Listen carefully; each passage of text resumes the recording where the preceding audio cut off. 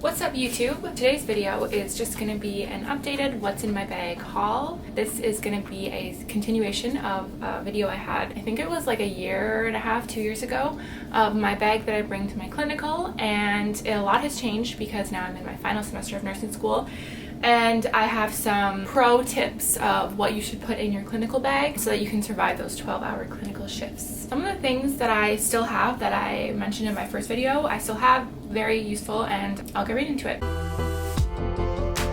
For starters, you're gonna need to get yourself a clinical bag. It really doesn't matter what your bag looks like, to be honest, just make it big enough and functional. This one I got from H&M, I think. Super simple, fits all my stuff, black, it's nice, very simple, it's good. Some schools might make you use like their own designated school bags, which are kind of ugly, and from the beginning I never used those at my school, but you might have to. I did, but I didn't do it. So to be quite honest, there's a lot of stuff they tell you that you need to do that you don't actually end up having to do. So, and it's just a waste of money. One of the examples is our nursing uniforms. We have to stitch this like badge on the side of it saying like first year nursing student or second year nursing school student. And after the first badge, I was like, I'm not gonna buy another one. I'm not gonna stitch it on. Not gonna happen. Didn't do it. Nobody said anything and I was still good. So maybe don't take advice from me, but a lot of things in retrospect now I realize that I didn't need to purchase that I did. So that's nursing school for you. So next, what you want to buy is a stethoscope. Now this one obviously hasn't changed since my first video. Stethoscope is vital when you're doing your vitals. So you want to listen to those breath sounds, those heart sounds, those lung sounds. Always good to have. And I'm pretty sure a lot of the companies that sell stethoscopes, they have student discounts. So they are quite pricey, like over $100 for a stethoscope, but need it and you'll be using it when you work as a nurse. So definitely get yourself one of those. This is the one I have. It's just black, plain, does the job. Next, another good tool to have is an Apple Watch or a smartwatch. So I had this in my last video as well. I've used it pretty much every day that I have my clinical. Super helpful to have a watch to look at your messages. It's just like really functional. The thing with an Apple Watch is somebody actually asked me the other day, do you think it's worth it for me to get an Apple Watch? And I said, honestly, if I wasn't a nursing student or a future nurse, I probably wouldn't have gotten it unless I was super into working out and really wanted to see like my workouts and my heart rate and stuff. But if I wasn't in nursing school, I probably wouldn't use it as much as I do. So Apple Watch, super useful. They are a little pricey. You can get used ones on Facebook Marketplace. But yeah, don't get the brand new ones. You really don't need that many like gadgets on it, but super, super, super useful, or even just smartwatches in general.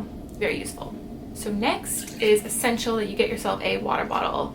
Obviously this is for obvious reasons, but you need to hydrate during your shift. 12 hours is a long time to be somewhere, and you want to make sure you have a water bottle with you. Lots of nursing stations have their own water refill stations that you can refill the water at. It's always nice having some water during a shift, so definitely get yourself a good water bottle that lasts. Even better if it keeps the water cold your entire shift, or you can stick it in the fridge in the lunchroom. Next, and this is literally essential. So I only started using this in my last 2 semesters, but it's this binder I found on Amazon. See, I have some stuff in there.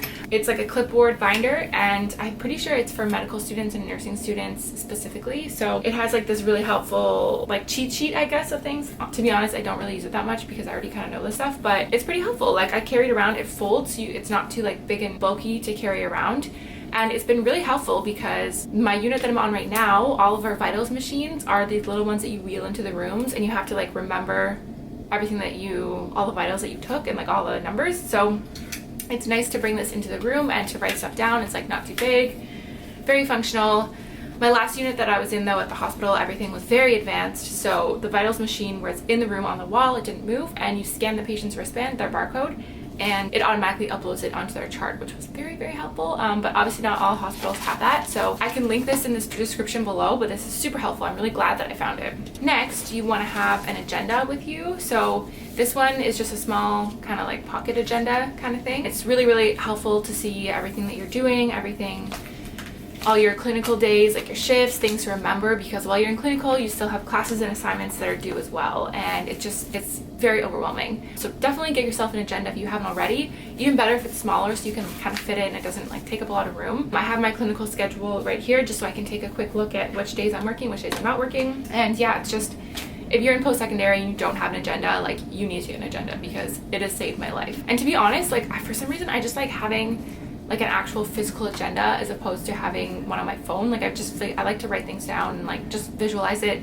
and have it just in one place right here. So definitely get yourself an agenda. Very, very helpful. Usually at the beginning of your semester, you'll sit down with your preceptor and you'll work through their schedule and say what shifts you're going to work with them. So definitely have your agenda just to have a quick reference of like your life and your schedule and everything that you want to do. So definitely get yourself an agenda. Next, this is also something that I recently have, but always have a sweater in your bag.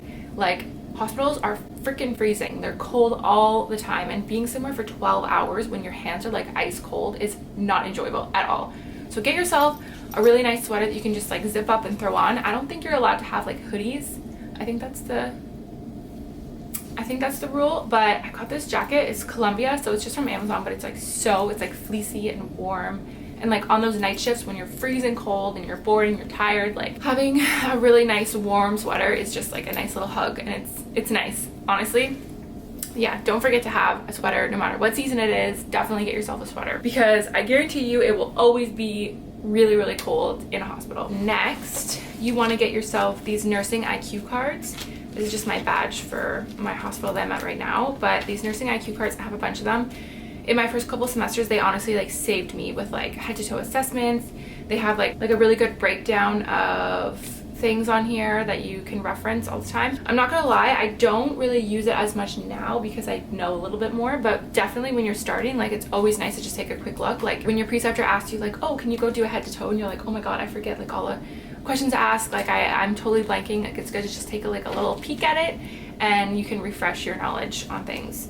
So yeah, it's been really helpful, these Nurse IQ cards. And I'm pretty sure they're a Canadian brand, which I love supporting Canadian brands. So I can link these in the description below as well. And if you don't have one of these, like just get yourself like a lanyard. This is the hospital that I'm working at. So yeah, it's just a cute little lanyard, has all my stuff in it. Useful. Another thing right now in hospitals, they're still requiring everyone to wear masks. And I don't know when that rule is going to go out, but this is really helpful if you have a lot of shifts in a row.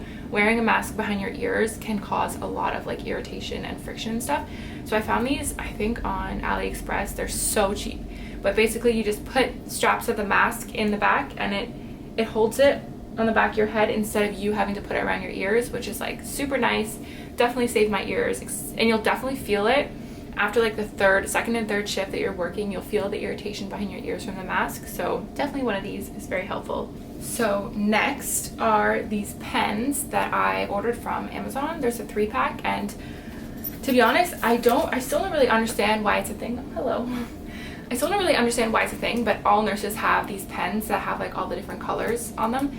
I guess it's really helpful when you're charting, just to chart in different colors to like highlight different things. I don't really know, but they're very helpful and they're kind of fun to play with, to be honest, like the little, but yeah, like all nurses have these. So I think they're like $8 on Amazon and they're just very helpful. But be careful because people like to steal them. So definitely keep an eye on your pens. So lastly, during a 12-hour shift, depending on what unit that you're in, there's going to be some downtime. And for me, I hate not being busy. Like it makes the shift go by so slow. Like yesterday I had a shift and I didn't have my book on me and it was just the slowest shift ever, and it felt like the longest 12 hours of my life.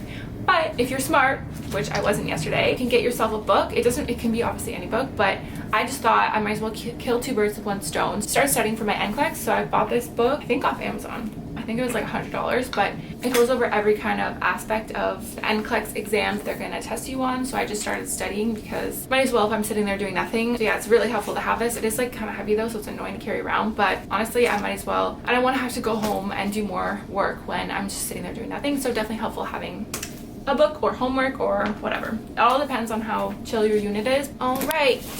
Well, that's it for my video on an updated what's in my bag for my clinical. I really hope that you enjoyed it.